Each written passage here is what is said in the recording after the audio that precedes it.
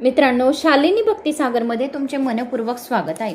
तर मित्रांनो, मागच्या व्हिडिओमध्ये आपण ऐकलं की आपल्याला गुरु कसे करायचे, गुरु वारंवार बदलवायचे नाही आहे, गुरु बदलणे खूप कठीण राहते। मंत्र, माला, मूर्ती आणि गुरु या चार गोष्टी सर्वांनी नेहमी लक्षात ठेवायचे की बदलणे खूप कठीण असते, वारंवार बदलत नसतात आणि आपली माळ सुद्धा दुसऱ्याला कोणाला जपायला द्यायची नाही, हे सुद्धा तुम्ही लक्षात ठेवायचे। तर आपण भरपूर काही गुरुविषयी मागच्या व्हिडिओमध्ये भरपूर काही ऐकले, तर आता आपण त्याचा पुढचा भाग ऐकूया। तर कोणी चॅनलला नवीन आलं असेल तर लाल बटन सबस्क्राईब करा, ऑलवर क्लिक करा, जास्तीत जास्त जणांना शेअर करा। कुठून कोणत्या गावात तुम्ही माझा हा व्हिडिओ ऐकत आहात आपल्या गावाची कमेंट्स करायला विसरू नका। श्री गणेशाय नमो नमः। वक्रतुंड महाकाय सूर्यकोटी समप्रभ निर्विघ्नं कुरु मे देव सर्व कार्येषु सर्वदा। ओम श्री गणेशाय नमः। ओम सरस्वती नमः। ओम गुरुदेवतोभ्याय नमः। कुलदेवताय नमः। शांताकारं भुजगशयनं पद्मनाभं सुरेशं विश्वाधारं गगनसदृशं मेघवर्णं शुभांगं लक्ष्मीकान्तं कमलनयनं योगिर्भयानज्ञ वंदे विष्णु भवभयहरं सर्वलोकैकनाथं निवासं। श्री श्रीनिवासा की जय, कोल्हापुर महालक्ष्मी माता की जय, पद्मावती महालक्ष्मी माता की जय।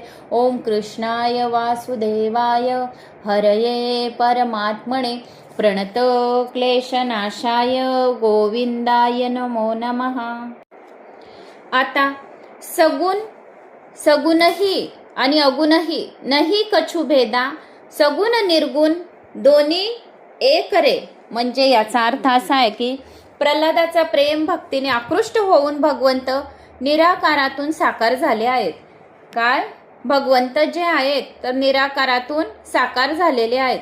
बुद्धी जोपर्यंत सूक्ष्म होत नाही तोपर्यंत तिच्याने ईश्वराचे चिंतन होऊ शकत नाही। जोपर्यंत तुमची बुद्धी सूक्ष्म होत नाही, तुमचे भजन कीर्तन जे करायचे तर आत्मा जोपर्यंत तुमचा शुद्ध होत नाही तोपर्यंत तुम्ही ईश्वराचे चिंतन करू शकत नाही।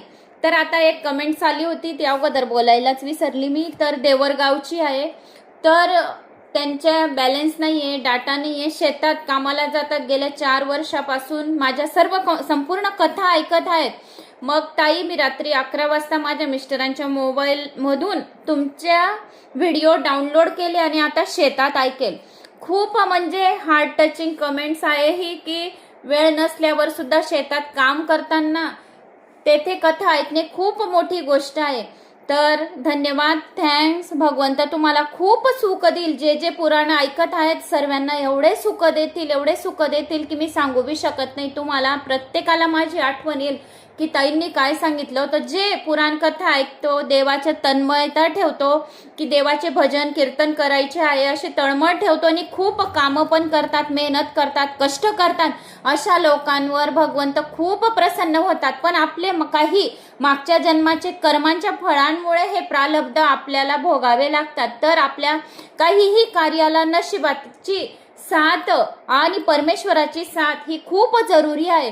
तर भगवंत सर्वांना आपल्याला खूप सुखी ठेवेल, सर्वांच्या इच्छा कामना खूप काही लवकरात लवकर पूर्ण करतील एवढी 100% गॅरंटीने सांगते। आता एका जणाची कमेंट्स होती की ताई, मला खूप विचार येतात मनामध्ये आणि खूप घबराहट सारखं होतं, तर काही उपाय सांगा। तुमच्या मनामध्ये वाईट विचार येत असतील या मन खूप घबराहट होत असेल तर अगोदर मनामध्ये ज्या कारणाने तुम्हाला घबराहट होत आहे तर तो भय तुम्ही दूर करून टाका अगोदर, आणि एका प्रभूच्या श्रीरामाच्या नावाचा जप करा। श्रीराम या कीर्तन या काही तुम्हाला ज्या गोष्टींमध्ये आवड आहे त्या गोष्टी तुम्ही बघा मोबाईलमध्ये। तुमचं मन चित थोडं साईडला करा। ज्या गोष्टींपासून तुम्हाला काही घबराहट होत असेल तर त्या गोष्टींतून तुम्ही मनाला थोडं साईडला करा, म्हणजे तुमची घबराहट नक्की कमी होईल एवढी 100% गॅरंटीने सांगते। आणि प्रभू भजनमध्ये तुम्ही तुमचं मन लावा, चित्त लावा, जे तुम्हाला आवडतं त्या गोष्टी करा, म्हणजे तुम्हाला वारंवार जे तुमच्या काही मनात विचार चालू असतील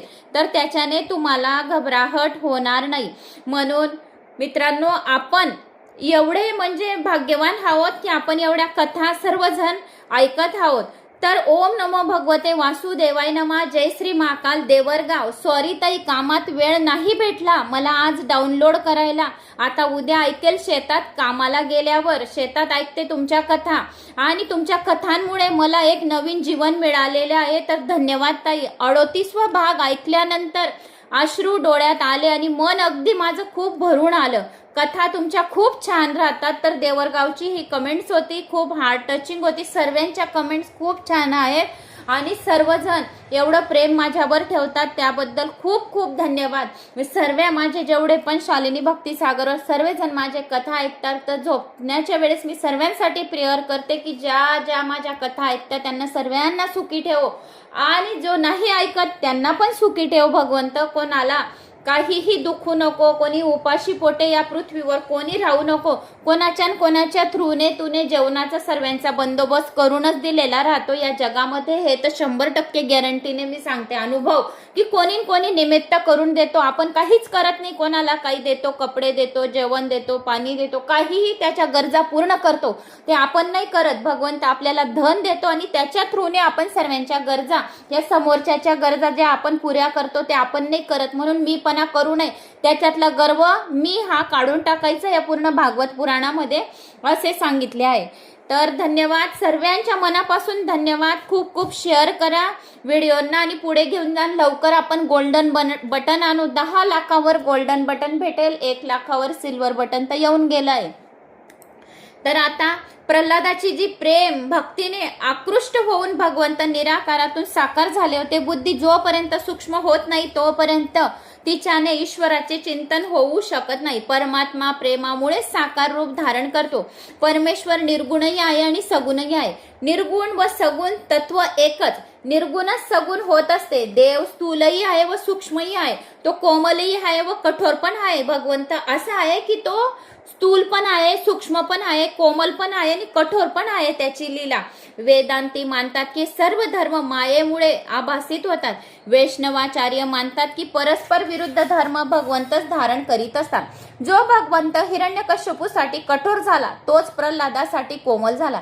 ज्ञानी पुरुष सर्वांकडे भगवंत रूपाने पाहत असतात. दृश्य पदार्थावरून दृष्टीला परतून दृष्टांतात स्थिर करा. दृश्यावरून दृष्टी परत फिरवा आणि सर्व द्रष्टा सर्व साक्षी परमेश्वराच्या स्वरूपात दृष्टी स्थिर करा. एक महात्मा होते, एक उदाहरण सांगते. एक महात्मा होते, त्यांना जे काही दिसत होते ते सर्व ईश्वराचेच रूप सर्वकडे दिसत होते. त्यांच्या जवळ एक गृहस्थ आला व म्हणाला, मला ईश्वर दर्शनाची इच्छा खूप आहे. महात्मा म्हणाले, असे समज की तूच ईश्वर आहे, स्वतःच ईश्वर आहे.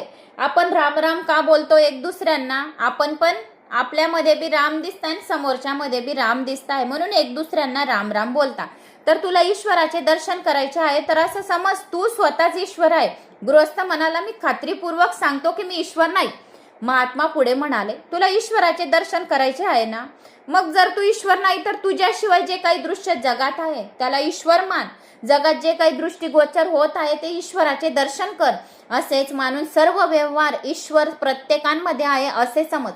तो गृहस्थ तसेच वागू लागला. त्यामुळे त्याचे पाप कार्य आपोआप नष्ट होऊन गेले. जे काही त्याच्या हाताने पाप कर्म झालेले होते ते नष्ट होऊन गेले, कारण तो सर्वांशी चांगले व्यवहार करू लागला. शिवीगाळ करू नये. शिवीगाळ केल्याने आपल्याला पाप लागते आणि केलेल्या पुण्याचा काय होतो, नाश होतो. काही कर्म चांगले केले असतील तर त्यांचे नाश होते. म्हणून चुकूनही आपल्या जिभेवर एवढी पवित्र आपली जीभ झालेली आहे की आपण एवढ्या पुराणकथा श्रवण करतो, वारंवार भगवंताचं नामस्मरण करतो आणि आपला हा जो उंबरटा आहे, या उंबरटाला भागवत पुराणामध्ये हे तोंडाला काय महत्व दिलं गेलं आहे, उपमा दिली गेली आहे, म्हणजेच उंबरटा. याच्या न आत आहे न मध्ये आहे. कालच्या व्हिडिओमध्ये सांगितलं मी तुम्हाला की जीभ आपली काय आहे, उंबरटा आहे. हे शरीर काय आहे, आपले शरीर देह एक घर आहे. या घरामध्ये काय आहे, एक देवार आहे. ते देवाऱ्यात काय आपण स्थापना केली आहे, भगवान विष्णूंची मूर्तीला स्थापित केले आहे. हे भागवत पुराण काय आहे, भगवान श्रीकृष्णाच्या संपूर्ण बारीक बारीक गोष्टी या भागवत पुराणात सांगितल्या. आणि मी एक बी गोष्ट मिस करत नाही की काहीतरी गोष्ट एखादी लाईन मिस केली तर तुम्हाला समजणार नाही, म्हणून भराभर वाचून मोकळं होणार नाही. पुराण भरपूर चालेल तर चालू देईल, पण प्रत्येक गोष्टी बारकाईने तुम्हाला सांगेल, मी स्वतः पण समजेल. म्हणून प्रत्येकांमध्ये ईश्वराचा भाव ठेव. शिवीगाळ करू नये, कोणाला वाईट बोलू नये, धीरे बोलावे, वाणी अतिशय मधुर असावी, कोमल असावी. असे जर आपण वागले तर आपले पुण्यकर्म अधिक वाढते आणि आपल्याला दररोज अश्वमेध यज्ञ केल्याचे पुण्यफळाची प्राप्ती होते. तर त्या गृहस्थाचे काय झाले, तो सर्वांशी आता चांगले वागू लागला, त्यामुळे त्याचे पाप कार्य जे होते तर ते आपोआप नष्ट होऊन गेले. त्याचा व्यवहार अतिशय शुद्ध झाला.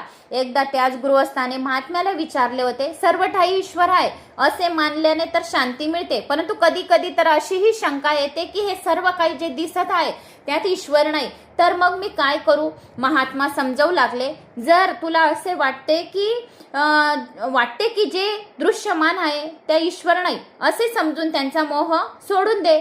दृश्यमानावर प्रेम करू नकोस. दृश्य वस्तूत ईश्वर नाही, तेव्हा तू दृष्ट्यांवर प्रेम कर. जगातील दृश्यमान पदार्थांच्या ऐवजी दृश्यांचा जो द्रष्टा त्याच्यावर प्रेम करतो. आता जो अदृश्यमान आहे तो ईश्वर आहे, तो ईश्वर द्रष्टा आहे असे मान. ईश्वर दृश्य नाही, ईश्वर दृश्य नाही आहे. अजून तुम्ही पण लक्षात घ्या आणि मी पण लक्षात घेईल. ईश्वर दृश्य आहे का? नाही, द्रष्टा आहे. वेदांतात काय म्हटलं गेलं आहे की ईश्वर दृश्य नाही आहे. दृश्य काय राहते? हिरवगार झाडे झुडपे आपल्याला बघायला खूप आनंद वाटतो, तर ते दृश्य म्हणतात त्याला. तर तो सर्वांचा काय आहे? द्रष्टा आहे ईश्वर. ईश्वरावर दृश्यत्वाचा आरोप मायेमुळे होतो. जो साधक सर्व दृष्ट्या दृष्टी स्थिर करतो त्याला प्रभू वारंवार भेटत असतात. महात्म्याने 2 मार्ग सांगितले आहेत. काय? तर पहिला कोणता मार्ग सांगितला आहे?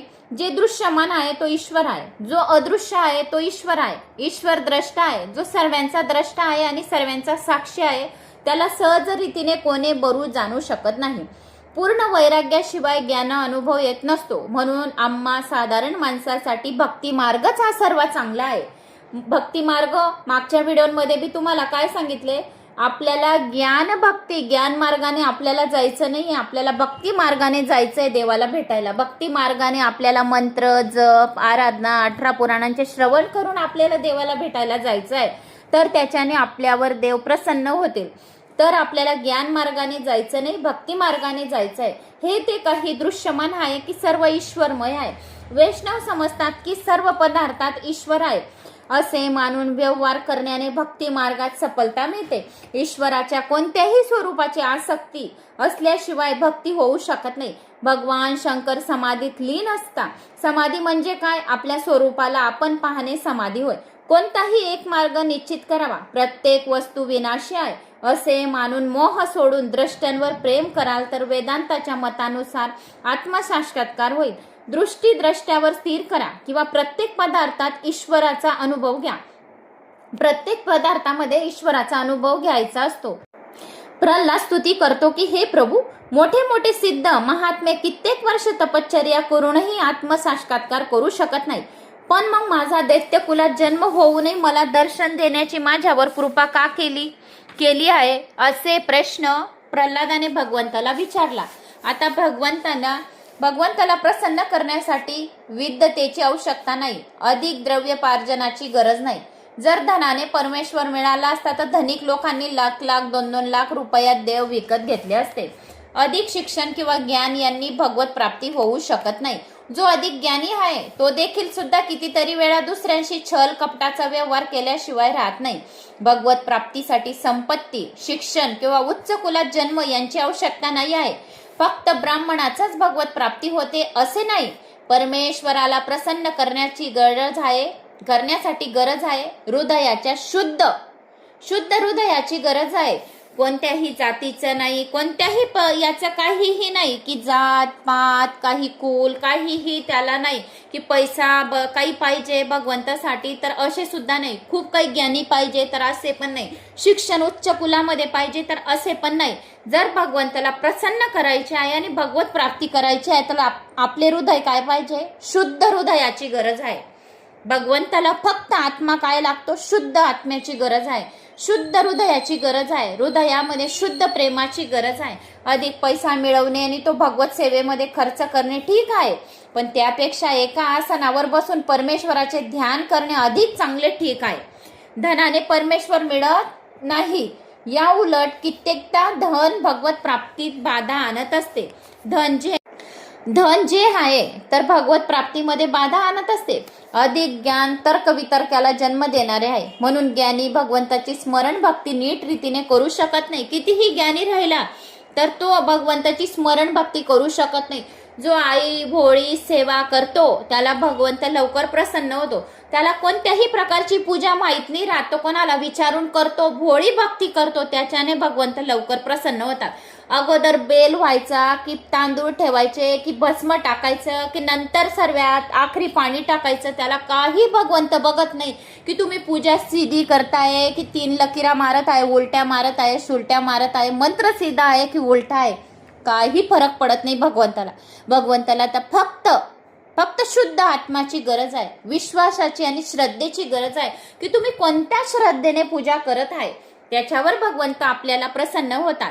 म्हणून बहुज्ञानी आरंभीच कुर्तुकाला प्रारंभ करतात, पण तसे न करता प्रारंभी श्रद्धा सर्वात आवश्यक असते. सुशिक्षित लोक जे राहतात ते कुर्तुक करतात. ते म्हणतात प्रथम चमत्कार दाखवा, नंतर आम्ही तुमच्या देवाला नमस्कार करू. दुसऱ्यांना खुश करण्यासाठी चमत्काराने प्रारंभ करण्याचे काम वेश्येचे असते, कारण तिला दुसऱ्याची आवश्यकता असते आणि भगवंताला कुणाचीच गरज नसते. जर तुम्हाला देवाची गरज असेल तर श्रद्धेने सेवा स्मरण करा, नंतर चमत्कार पहा. जादूगरही चमत्कार दाखवतात, कारण त्याला धनाची आवश्यकता असते. पहिला चमत्कार व नंतर नमस्कार हा नियम जगव्यवहाराचा असू शकतो, पण ईश्वराचा व्यवहार असा असू शकत नाही. पापकर्मामुळे तुम्हाला फळ मिळेल. परमेश्वरीचा व्यवहाराचा नियम आहे, प्रथम नमस्कार नंतर चमत्कार. चमत्कारा वाचून नमस्कार म्हणजे मानवता, चमत्कार नंतरचा नमस्कार म्हणजे अभिमान. काहीतरी विचार करा, हे जगतही एक चमत्कार आहे. पुष्पातील सुगंध व बीजातील वटवृक्ष हा चमत्कार नव्हे काय? आईच्या स्तनात दूध कोण निर्माण करतो? सारे जग ईश्वराचा चमत्कारच आहे. श्रद्धा अंधश्रद्धा आमच्या व्यावहारिक जीवनात कुठे नाही. कित्येक वेळा डॉक्टरकडून चुकीची औषधी योजना येऊन आमची प्रकृती बिघडत असते, तरी पण आमचा त्यांच्यावर बोलण्यावरून विश्वास असतोच. त्यांना आम्ही काही म्हणू शकत नाही की पहिला चमत्कार दाखवा. डॉक्टर विश्वास नसेल तर तो औषध देणार नाही. औषधा वाचून रोग कसा बरा होईल? याप्रमाणे सेवा मार्गात सुद्धा प्रथम आवश्यकता आहे श्रद्धेची. परमार्थ तर श्रद्धेची आवश्यकता आहे. आजचे सुशिक्षित लोक असा कुर्तुक करतात की भगवंत काही तर खात नाही, मग त्याला नैवेद्य का दाखवतात? ताटातले पदार्थ तर काही कमी होत नाही, पण त्यांना हे कळत नाही की भगवंत भोजन करीत नसतात, पण फक्त सार तत्वाचा आहार ग्रहण करत असतात. ते रस भोगते आहे. जर देव खरोखर भोजन करायला लागले तर कलियुगात कोणीच देवाला नैवेद्य अर्पण करणार नाही, याची शंकाच वाई. भगवंताच्या प्राप्तीसाठी अधिक ज्ञानाची आवश्यकता नाही. अंतकाळी भगवंताच्या प्राप्तीसाठी ज्ञानाची आवश्यकता नाही आहे. अंतकाळी ज्ञान कित्येकदा घात करीत असतो. ज्ञानाला जर भक्तीची जोड असेल तर ते मात्र ठीकच असते. आजारी तर शरीर होते, आत्मा नाही असे तर वेदांतही म्हणू शकत नाही, कारण वेदांती आजारी पडतो, त्यालाही औषधाची फळादिकांची आवश्यकता भासतेच. वेदांतांचे सिद्धांत निरर्थक नाही, म्हणून त्यांचा अनुभव साधकाला भक्ती प्रेमा वाचून येऊ शकत नाही. प्रेमाची भक्तीची आवश्यकता ज्ञानालाही असते. ज्ञानाचा उपभोग ईश्वराची व्यापकता अनुभवण्यासाठी होतो. ईश्वर सर्वत्र आहे असे मानून केलेला व्यवहार भक्ती ठरतो. रामदास स्वामी दासबोधात म्हणतात, जो व्यवहार कुशल नाही तो परमार्थ कसा करू शकेल? पण ज्याचा व्यवहार अतिशय शुद्ध आहे तो परमार्थ उत्तम रीतीने करू शकतो. ज्याचा व्यवहार शुद्ध नाही तो भक्ती कसा करू शकेल? व्यवसाय किंवा धंदा करणे काही पाप नाही, पण व्यवहार करताना भगवंताला विसरणे मात्र पाप होय. साधन भक्ती सर्वत्र संत आपला उद्योग करीत असो. सेना नावी अजामती करत असे तर गोरा कुंभार मातीची भांडी बनवीत असे. गजेंद्र अशिक्षित पशुस्तर होता, त्याने कधी तपश्चर्या केली नव्हती, अष्टांग योगाची साधना केली नव्हती, पण त्याच्या प्रेमाची हाक ऐकून भक्तीमुळे भगवंत त्याच्यावर प्रसन्न झाले. भक्तीने भगवंताची प्राप्ती होते केव्हाही. जर भक्ती केली तर त्याच्याने भगवंताची प्राप्ती होत असते. ईश्वराशी प्रेम भाव ठेवून सेवा स्मरण करीत राहा, म्हणजे भगवंत आपल्याला नक्की भेटेल. जर भक्ती नसेल तर ज्ञानाचे ज्ञान काय उपयोगाचे? तपस्याची तपश्चर्या निर्थक होय. ज्ञान भरपूर असून जर प्रभू प्रेम नसेल तर त्या ज्ञानाची व तपाची काही किंमत नाही. सर्व साधने व साधना यांचे फळ आहे प्रभू श्री कृष्ण प्रेम. ज्या साधनेने प्रभू प्रेम जगात नाही ती साधना निर्थक होय. भगवंताच्या भेटीसाठी आतुर नसलेल्या ब्राह्मणापेक्षा भगवत प्राप्तीसाठी आतुर झालेला शूद्र श्रेष्ठ होय. प्रभूला प्रसन्न करण्याची 2 साधने आहेत, सेवा आणि स्मरण. दररोज 3 तास भगवंताची सेवा, त्यांचे स्मरण करा. या 2 साधनांनी भगवंत अवश्य भेटतात. आणखी कुण्या गोष्टींची आवश्यकता नाही. दक्षिणा देणे पुण्य नव्हे, तो धनाचा उपयोग म्हणता येईल, पण स्वतः सेवा स्मरण करायला हवे. परमेश्वराला प्रसन्न करण्याचे साधन आहे प्रेम. सेवा पूजेत मुख्य आहे प्रेम, धन नव्हे. मन प्रधान असते, स्नेह हेच मुख्य पूजा व द्रव्य आहे. श्री गोस्वामी तुलसीदासांच्या 252 वैष्णवांच्या कथा संग्रहात पद्य नामदासाची कथा आहे. 252 वैष्णवांचे कथा संग्रह होते. कोणाजवळ? श्री गोस्वामी तुलसीदास जवळ 252 कथा संग्रह होते. तर पद्य नामदासाची सुद्धा त्याच्यामध्ये कथा होती. तर ते काय होते? गरीब होते. ते देवाला चण्याच्या छिल्यांचे नैवेद्य देत होते. ते खूप गरीब होते. तर जे चणे येतात ना फुटाणे, त्यांचे छिलके राहताना त्या छिलक्यांचे नैवेद्य देवाला देत होते. देवाला तेच मिष्टांना वाटत असे. देव कोण काय देतो ते पाहत नसतो, पण त्या भावनेने देत असतो हे पाहत असतो. सेवा स्मरणेने भगवंत सेवकांच्या अधीन होतो. एकनाथ महाराज तर दिवसभर प्रभूची सेवा व स्मरण अविरत करून थकून जात असत. त्यांच्या अशा अखंड सेवेने भगवंताला त्यांची कीव आली.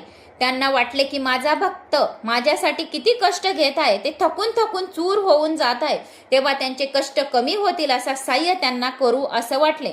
असा विचार करून भगवंताने एका ब्राह्मणाचे रूप घेतले आणि ते एकनाथ महाराजांकडे गेले.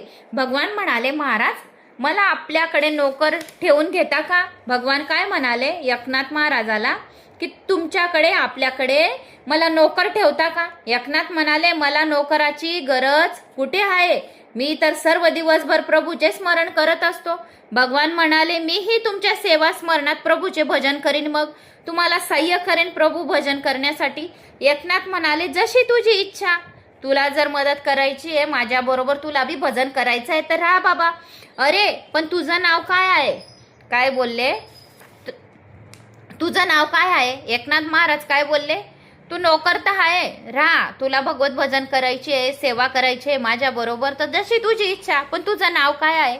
भगवान म्हणाले, माझे नाव श्री कृष्ण आहे. या सेवा करता करता 12 वर्ष होऊन गेली. ज्याला गंधाचा टिळा लावला जात असे तोच चंदन घासू लागला. तुलसीदास चंदन घिसे तिलक लेत रघुवीरची. गोष्ट इथे उलटी झाली. हाच तर आहे भक्तीचा महिमा. रुक्मिणीने आपल्या सेवेने भगवान श्रीकृष्णाला आपल्या अधीन करून घेतले होते. म्हणूनच एका तुलसीदासाने कृष्ण तोलला गेला. स्वतः श्रीकृष्ण तुलसीदासच्या घरी आला आणि एकनाथच्या घरी आला, एकनाथाच्या महाराजांच्या घरी, की स्वतः भगवान नौकराचे रूप घेऊन त्यांच्या घरी आला. म्हणजे तुलसी दलाने कृष्ण भगवान तोलला गेला. म्हणूनच एका पानाने रुक्मिणीने आपल्या सेवेने भगवान कृष्णाला आपल्या अधीन करून घेतले होते. म्हणून एका तुलसी दलाने सुद्धा कृष्ण भगवान तोलले गेले. तो प्रसंग असा होता तुलसी दलाचा की एका तुलसी दलाने कृष्ण भगवान कसे तोलले गेले त्याची कथा आता ऐका. एकदा काय झाले, एकदा सत्यभामाला असा अभिमान झाला की मीच कृष्णाला सर्वात प्रिय आहे. फिरत फिरत नारद एकदा तिच्याकडे आले. सत्यभामा नारदाला म्हणाली, महाराज असा काही उपाय मला सांगा की जेणेकरून जन्मोजन्मी मला श्रीकृष्णच पती मिळतील. असं कोणी सांगितलं? सत्यभामाने नारदाला सांगितलं. नारद म्हणाले, तू जी वस्तू दान देशील तीच वस्तू तुला पुढील जन्मी मिळेल. म्हणून जर तुला पुढील 7 जन्मापर्यंत कृष्णच पती मिळावा असे वाटत असेल तर त्याचे दान कर. असे दान देण्याला सत्यभामा तर तयार झाली. पण असे दान घेणार कोण घेणार होते असे दान? असे दान घेण्याला कुणीही व्यक्ती तयार नव्हती. सरते शेवटी नारदालाच हे दान स्वीकारण्याचा आग्रह झाला. नारद हे दान स्वीकारण्यास तयार झाले. सत्यभामाने संकल्प करून नारदाला भगवान श्रीकृष्णाचे दान दिले. दान स्वीकारल्यानंतर नारद श्रीकृष्णाला आपल्या सोबत घेऊन जाऊ लागले. सत्यभामा म्हणाली, नारदा माझ्या पतीला आपण कुठे नेत आहात? नारद, आताच तर तू मला पतीचे दान दिलेस. सत्यभामाला म्हणतो नारद की तू आताच तर तुझ्या पतीचे दान मला दिले. मी नाही म्हणत होतो तरी पण तूच तर आग्रह केला की तुझ्या पतीला तुला दान द्यायचे. मी आता तू दान दिली आहे मला ती वस्तू, तर मी घरी घेऊन जाईल तुझ्या पतीला. आता ते माझे झाले. आता तुझे कशाचे? तू दान दिले आहे ना, तर ते माझे झाले आहेत. दानात दिलेली वस्तू दान घेणाऱ्याच्या मालकीची होत असते. जो दान वस्तू आपण ज्याला समोरच्याला दिली तर मालकी हक्क त्याचा राहील, म्हणजे मालकी हक्क आता माझा राहील. नारद म्हणाले की हा मालकी हक्क माझा राहील, मी जे भगवान श्रीकृष्णाला सांगेल ते आता हे करतील, आता माझा हक्क आहे, असे नारदाने सत्यभामाला सांगितले. कृष्णावर आता माझा अधिकार आहे, तुझा अधिकार नाही. आता सत्यभामाच्या लक्षात आता आपली चूक आली. ती कृष्णाची मागणी नारदाला करू लागली, पण नारद देण्यास आता तयार होईना, कारण दान दिलेली वस्तू तो कसा काय देईल आता, की भगवान श्रीकृष्ण एवढे मोठे भगवान श्रीकृष्ण. आणि सत्यभामाला खूप अभिमान झाला होता की भगवान श्रीकृष्ण हे माझे 7 जन्मापर्यंत माझेच पती व्हायला पाहिजे. नारदाला सांगितले आणि नारदाने सांगितले तू जी वस्तू दान करशील तीच तुला पुढील जन्माला भेटेल. मग तिने आपल्या श्रीकृष्णाचेच पतीचेच दान देण्याचे ठरवले. आणि मग आता हा पती कोण घेईल बरं दान? आपला पती जर कोणाला दिला दान मध्ये तर तो पती घेईल कोण? तर सत्यभामाने नारदाला सांगितले की नारदा तुम्हीच घेऊन घ्या, आता हे दान तुम्हीच घ्या. नारदाने ते दान स्वीकारले तर ते दान दिले तर ते घरी घेऊन चालले. सत्यभामाला आता काय आपली चूक लक्षात आली आणि परत मागणी केली की माझा पती मला परत दे नारदा, माझा पती मला आता परत दे. इकडे ही सर्व हकीकत दुसऱ्या राण्यांपर्यंत जाऊन पोहोचली की सत्यभामाने भगवान श्रीकृष्णाचेच म्हणजे आपल्या पतीचे दान नारदाला दिले. त्या ते धावतच आल्या, फक्त रुक्मिणी आली नाही. सर्व राण्या नारदाला विनंती करू लागल्या की आमचा पती आम्हाला परत द्या. नारद म्हणाले सत्यभामाने मला श्रीकृष्णाचे दान दिले आहे, मी आता हे दान परत देणार नाही, आता ते माझे झाले आहेत, भगवान श्रीकृष्ण माझे झाले. जे दानामध्ये जी वस्तू दिली गेली मालकी हक्क दान देणाऱ्याला तुम्ही ज्याला दिली त्याचा होऊन जातो. आता मी जे काम सांगेल ते भगवान श्रीकृष्ण माझं काम करतील, मी जे जे काम सांगेल ते करतील, कारण हे तुम्ही दान मला दिलंय, मालकी हक्क माझा झालाय. सत्यभामाला आता खूप रडू आले की आता आपल्या पतीचे आपण दान नारदाला देऊन दिले, म्हणून ती खूप रडू लागली आणि आपल्या पतीला परत मागू लागली की माझा पती मला परत द्या, माझा पती परत द्या. पण नारदाने असे केले नाही, कारण मी आता तुम्हाला देणार नाही, तुमचा आता हक्क याच्यावर काही राहिला नाही. पण श्रीकृष्ण जर तुम्हाला परतच लागत असतील तर त्याच्या भारोभार सोने तुम्ही मला द्या. आता जर तुम्हाला श्रीकृष्ण भगवान लागत असतील तर सत्यभामा ऐक आता माझा एक निर्णय, जर तुला तुझा पती पाहिजे असेल तर तू आता मला भगवान श्रीकृष्णाच्या भारेभार एका तराजूत भगवान श्रीकृष्णाला बसव आणि एका तराजूमध्ये सोने ठेव. आता या श्रीकृष्णाच्या भारोभार मला आता तू सोने दे, तेव्हाच तुला तुझा पती परत देईल, भगवान श्रीकृष्ण मी आता परत देईल. नाही तर मी आता यांना मी नारद नारद करत नारायण नारायण करत मी आता घेऊन चाललो असे नारदाने सांगितले. नारायण नारायण हातात त्यांचे राहतच वाजवायचं, नारायण नारायण करत भगवान श्रीकृष्णाला मी आता घेऊन चाललो असे सांगू लागले. सत्यभामाला आता आनंद झाला की नारद म्हणत आहे की यांच्या भारेभार मला सोनं द्या, तर तिला आता आनंद झाला. तर तिला वाटले माझ्याजवळ एवढे सोने आहे की मी भगवान श्रीकृष्णाला वापस घेऊन घेईल, खूप दागिने आहेत माझ्याजवळ, पण संयमतक मनी पण आहे माझ्याजवळ, असं कोणाला वाटलं? सत्यभामाला. पतीचे वजन असे कितीक असणार, थोडेसे तर वजन असेल आपल्या पतीचे, पण आपले सारे दागिने घेऊन आली सत्यभामा. पण झाले काय? सत्यभामाचे सर्व दागिने हिरे माणिक मोती संयमतक मनी सहित सर्व ऐवजी टाकून कृष्णाचे पारडे उचलले सुद्धा गेले नाही. भगवान श्रीकृष्णाचे पारडे थोडे सुद्धा हल्ले गेले नाही. आता सर्व राण्या घाबरल्या, सर्व आपापल्या महालाकडे धावल्या, आपापले दागिने घेऊन परत आल्या. सर्वांचे दागिने पारड्यात टाकले तरी पण कृष्णाचे पारडे खालीच टेकलेले होते. सर्व राण्या तिथं आल्या आणि सर्वांनी ज्याचे त्याचे सोने टाकले. पण सर्व राण्या ज्या वेळेस आल्या तेव्हा रुक्मिणी आली का? रुक्मिणी माता आली नाही, ती तेथेच थांबली. का थांबली त्याची आता पुढे कथा ऐका. तर रुक्मिणी आलेली नाहीये. सर्व राण्या आपल्या आपल्या रूम मध्ये गेल्या, म्हणजे कक्षमध्ये गेल्या आणि सोने माणिक मोती हिरे सर्व काही घेऊन आला. जीव केव्हा अभिमानी होतो तेव्हा देव सुद्धा जड होऊन जातो. जेव्हा आपला जीव अभिमानी झाला, आपल्याजवळ काही वस्तू खूप राहिली ना, आपल्याला जर गर्व अहंकार झाला तर त्यावेळेस देव काय होतो? जड होतो. तर देव सुद्धा जडच होऊन जातो. त्याच्या पुढे हिरा मोती सोने यांचे मोल खूप कमी असणार आहे. राण्यांनी दागिन्यांनी कृष्णाला मोजले इच्छिले, पण हजारो क्विंटल मन दागिने टाकून दिले पण नुसते श्रीकृष्णाचे थोडेसे सुद्धा पारडे हल्ले नाही, जिथल्या तिथे होते जागच्या जागी कमीच भरले. सत्यभामाच्या अभिमानाचा नाश करण्यासाठी हे सर्व नाटक रचले गेले होते. सर्व राण्या विचारात पडल्या की आता काय करावे. सत्यभामाने कृष्णाचे दान देऊन हा सर्वात मोठा अनर्थ केला आहे. केवढा अनर्थ करून ठेवला होता. सरत्या शेवटी सत्यभामाने श्रीकृष्णाचा आश्रय घेतला. रुक्मिणीही तेथे आली. श्रीकृष्णाचे वजन का होत नाही हा भेद तिने जाणला. ती इतर राण्यांना म्हणाली, भगवंतांची बरोबरी काय सोने करू शकतो? सोन्यांनी देवाचे वजन कसे होईल? तिने प्रेमाने एक तुळशीचे पान पारड्यात टाकले. रुक्मिणीने प्रेमाने त्या सोन्यावर एक तुळशीचे पान टाकले. कृष्णाचे पारडे उचलले गेले, वरती झाले, वजन पूर्ण झाले. रुक्मिणीने पूर्ण प्रेमाने तुलसी दल त्या पारड्यामध्ये ठेवले, म्हणून कृष्णाचे पारडे वर उचलले गेले. प्रेमानेच तुला पूर्ण झालेले, सोन्याने नव्हे. पण तुलसी दलाने त्यांची पूजा जो पण करेल तो सोन्याच्या किंटोलक भर मने मन भारे भार एक तुलसी दल सांगितले गेले आहे. तर जो कोणी मला प्रेम भाव भक्तीने एकादशीच्या दिवशी या दररोज सुद्धा एक तुलसी दल जर मला अर्पण करेल तर कित्येक मन सोन्याचे पुण्य त्यांना मिळेल असे सांगितले आहे. आणि तो भक्त माझा सर्वात आवडता राहील. म्हणून दशमीच्या दिवशी तुलसी दल आवर्जून, दशमी आता 24 तारखेला येत आहे, तर सर्वांनी आवर्जून तुलसी मंजुरा तोडून ठेवायची. आणि देवशयनी एकादशी, आषाढी एकादशीच्या दिवशी भगवान श्रीकृष्ण, बाळकृष्ण, रामजी, भगवान विष्णू यांना तुलसी दल त्यांच्या कपाळी लावायचे. त्यांना तुलसी दलावर खूप प्रीती आहे, कारण तुलसी ही त्यांची माता आहे. एक त्रेतायुगामध्ये याची पण खूप मोठी कथा आहे. आता भागवत पुराण चालू आहेत, नाही तर तुम्हाला त्रेतायुगाची संपूर्ण कथा मी बालाजीची सांगितली असती तुलसीची. तर नंतर केव्हा आपण जर काही टॉपिक निघाला तर सांगेल. नाही, 1 घंट्याची कथा आहे, अशीच आठवण आहे मला ती.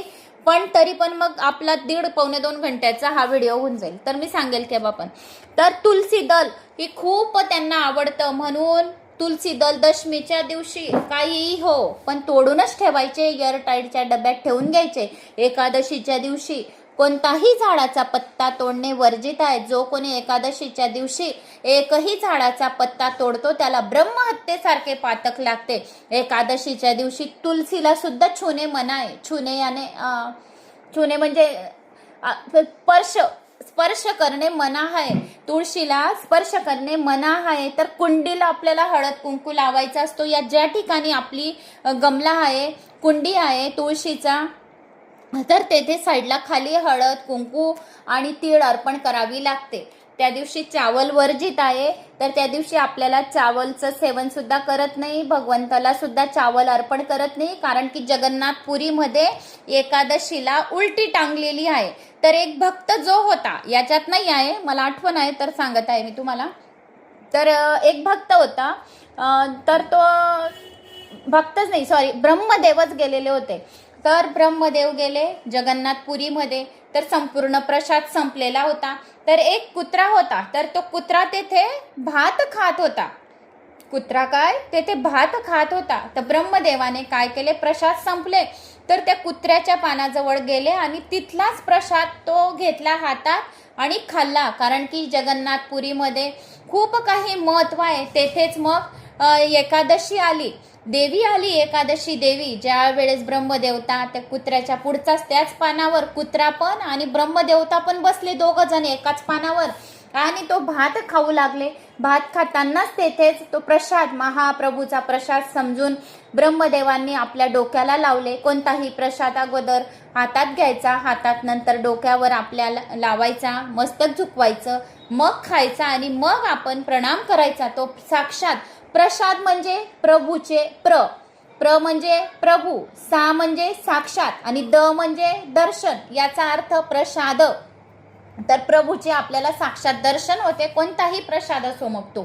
मग ब्रह्मदेवता प्रसाद खात होते तेव्हा चावलचा, तर तेथे एकादशी आली, देवी आली. एकादशी ही देवी आहे, तर एकादशी देवी आली आणि म्हटले, तुम्ही प्रभूचा आज एकादशी आहे आणि तुम्ही चावल खात आहे. म्हणे, माझी श्रद्धा आणि विश्वास आहे की मला आज किती पाप लागेल मला त्याला अर्थ नाही आहे, पण हा माझ्या प्रभूंचा प्रसाद आहे म्हणून मी खात आहे. तितक्यात जगन्नाथ महाराज प्रकट झाले. आताच तर रथयात्रा गेली 16 तारखेला, जगन्नाथमध्ये 10 लाख लोक होते तिथे. 200 लोक घायल झाले, 4-5 लोक मरून गेले. बापरे बाप, काय काय काय काय काय काय गर्दी त्या जगन्नाथपुरीला. अरे बापरे, लाखो म्हणजे 10 लाख लोक तिथे राहतातच रथयात्रेच्या दिवशी. त्याची पण खूप मोठी कथा आहे. बलराम, सुभद्रा, भगवान श्रीकृष्णाची, कशी त्यांना संपूर्ण म्हणजे लाकडांपासून कसे तयार करतात, तर कशी हृदय टाकतात, त्यांचा हृदय धडकतो, तर सांगेल पुढच्या व्हिडिओमध्ये. जगन्नाथपुरीची कथा आपण स्पेशल बनवून गेल त्याचा व्हिडिओ, तुम्हाला खूप छान वाटेल त्याचा बी व्हिडिओ ऐकायला. तर मग एकादशी देवी आली आणि म्हणाली, मग ते जगन्नाथ भगवान प्रकट झाले आणि सांगितले, एकादशी जर येथे भगवान ब्रह्मदेवतांनी म्हणे येथे तांदळाचा दाना चावल खाल्लेला आहे, तर आता इथे कोणी पण जगन्नाथपुरीला एकादशी असो की कोणताही दिवस असो, येथे खिचडीचाच भोग बनेल, तर तू येथे उलटी राहा. म्हणून तेथे जगन्नाथपुरीमध्ये एकादशीला उलटी टांगून दिलेली आहे. जो जगन्नाथपुरीला जातो, एकादशी बी राहिली तर तेथे त्यांना चावलच खावे लागतो, भात खावा लागतो या खिचडी खावा लागतो. तर अशी ही कथा आहे. तर एकादशीला उलटी टांगलेली आहे जगन्नाथपुरीमध्ये, ब्रह्मदेवताने चावल खाल्लेला होता म्हणून. आणि प्रभूंनी साक्षात प्रकट होऊन सांगितले की आता तुम्हाला कोणतेही पाप लागणार नाही, इथे एकादशी देवी उलटी टांगून ठेवलेली आहे. म्हणून कोणत्याही भक्तांना एकादशीच्या दिवशी येथे आले आणि त्यांना चावलचाच प्रसाद भेटेल, तिथे तांदळाचा भात खिचडीच भेटेल, तर त्यांना पाप लागणार नाही, अशी त्याच्या मागची ही कथा होती. म्हणून एकादशीच्या दिवशी अगोदर दशमीला आपल्याला तुळशीचे पान तोडून ठेवायचे आणि भगवान श्रीकृष्णाला, विष्णूला अर्पण करायचे. तसेच माता रुक्मणीने प्रेमाने तुलसी दल त्या पारड्यामध्ये टाकले आणि ते पारडे उचलले गेले. तर प्रेमानेच तुला पूर्ण झाले आणि सोन्याने नव्हे.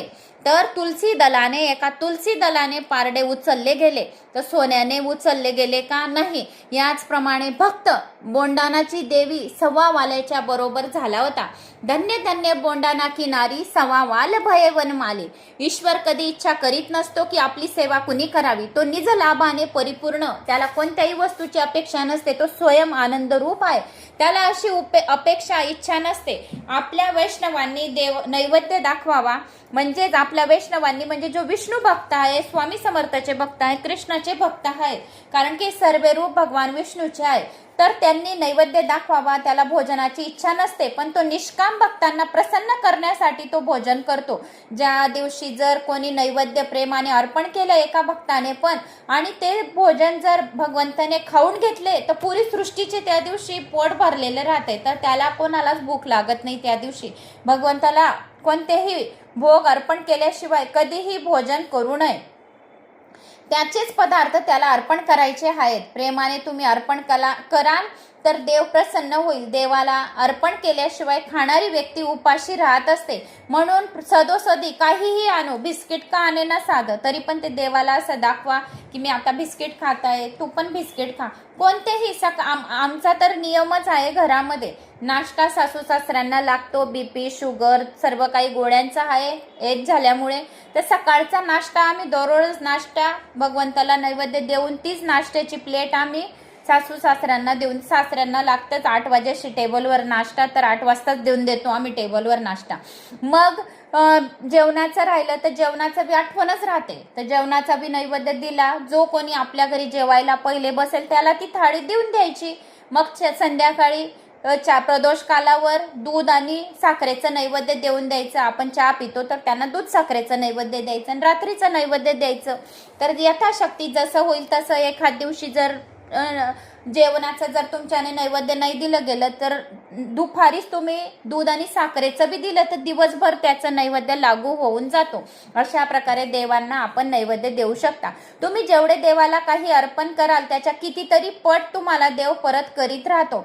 त्याच्याच वस्तू त्याला अर्पण करण्यात काही महत्व नाहीये, पण त्याला अर्पण केल्याशिवाय खाण्यात मात्र अनाधिकृत भोजन केल्याचा दोष लागतो.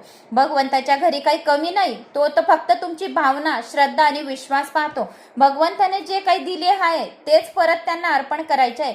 जीव स्वतः तर कोणता पदार्थ उत्पन्न करू शकत नाही, सर्व काही भगवान कृष्णानेच तर उत्पन्न केले आहे. दिवा लावल्याने किंवा आरती केल्याने देवाच्या घरी तर काही प्रकाश पडणार नाही, हे तुमच्या फक्त हृदयामध्ये प्रकाश पडणार आहे. सर्व करायचे आहे तर ते ईश्वर स्वतःच्या स्वयंप्रकाशी आहे. सेवा केल्याने सुख मिळते सेवकाला. भगवंताला काय सुख मिळणार आहे?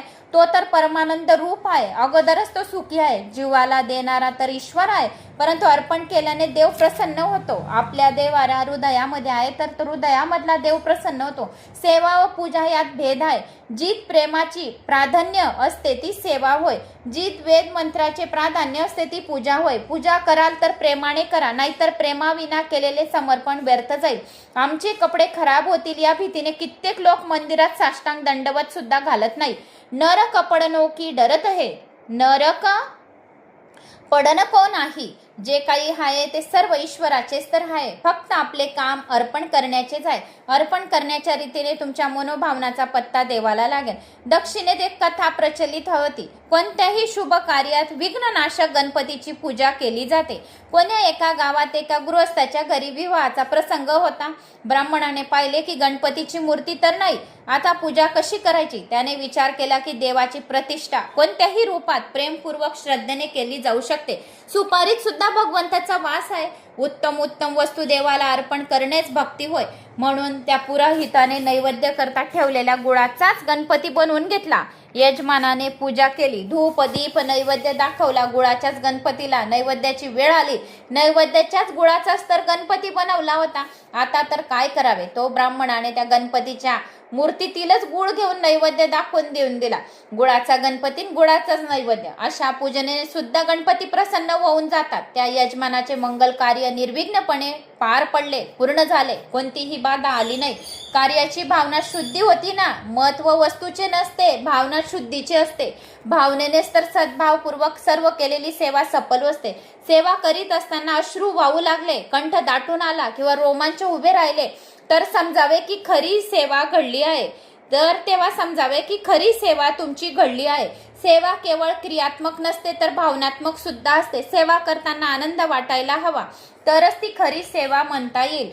तर अशा प्रकारे आपण भरपूर काही या व्हिडिओमध्ये ऐकले. तर पुढच्या व्हिडिओमध्ये आपण ऐकूया की सेवा कशी करायची भक्तीची. तर आपण आज भगवान श्रीकृष्णाचे भरपूर काही ऐकले. तर मला अशी आशा आहे की तुम्हाला माझा हा व्हिडिओ आवडला असेल. आवडल्यास लाईक शेअर सबस्क्राईब नक्की करा. कारण आता 5 वाजले, चहा पाण्याचा पण टाईम झाला. कारण दुपारीच मला वेळ मिळतो 2:30 तर 5 वाजेपर्यंत.